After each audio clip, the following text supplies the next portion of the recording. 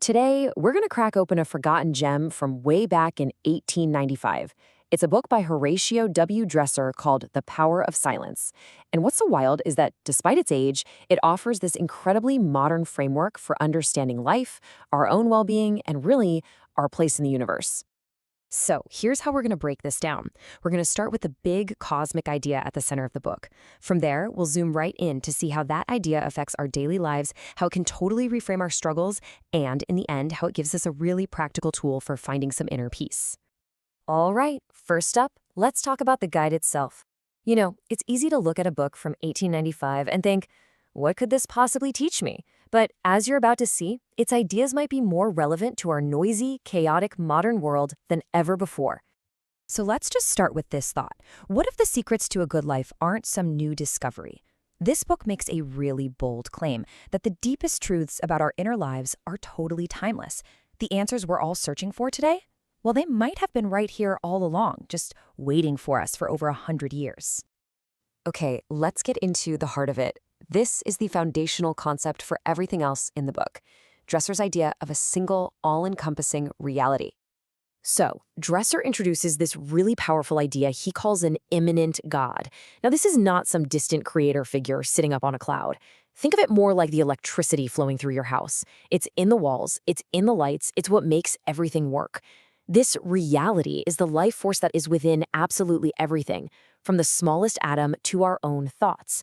It's always at work. In this quote, this just totally reframes our entire existence, doesn't it? It means we're never actually separate, never disconnected. According to Dresser, our very life, every single breath, every thought, is part of this continuous, unbroken conversation with the universe itself. So here's the big takeaway.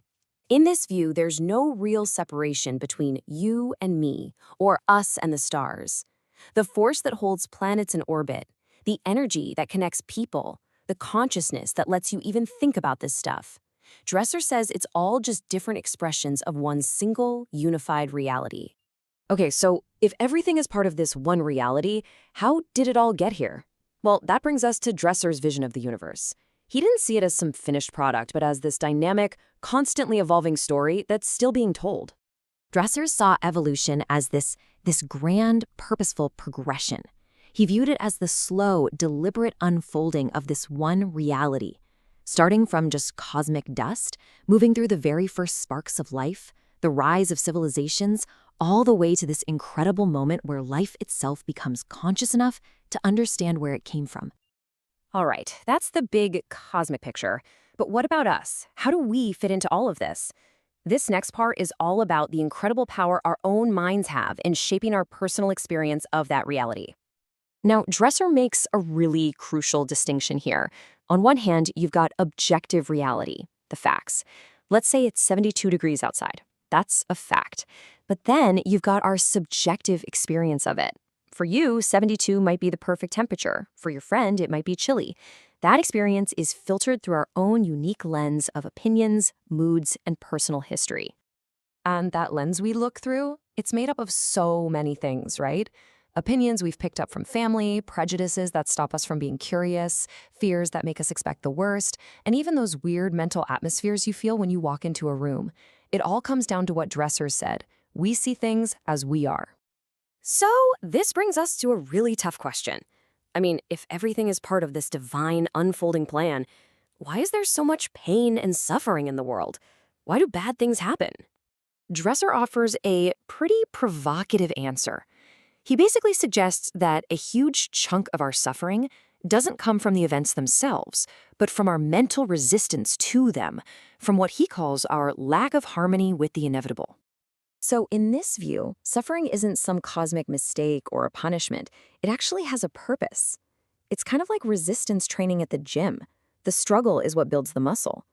For Dresser, suffering is the friction that forces us to grow, to develop character, and to learn how to align ourselves with the way things really are.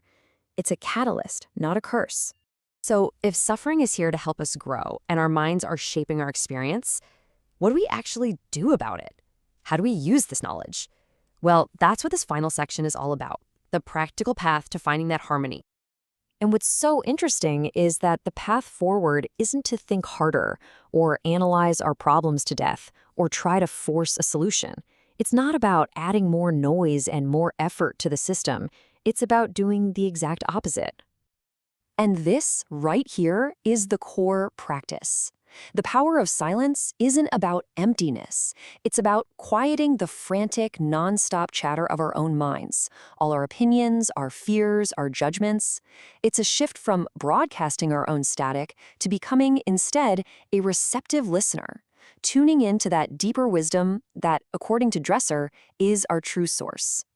By consciously pausing, by turning down the volume on our own mental noise, Dresser argues that we can tap into a profound sense of guidance, strength, and connection. We can shift from fighting against the current of life to cooperating with it. So the question this century-old guide really leaves us with is a simple one. In an age of constant noise, what could you discover in the silence?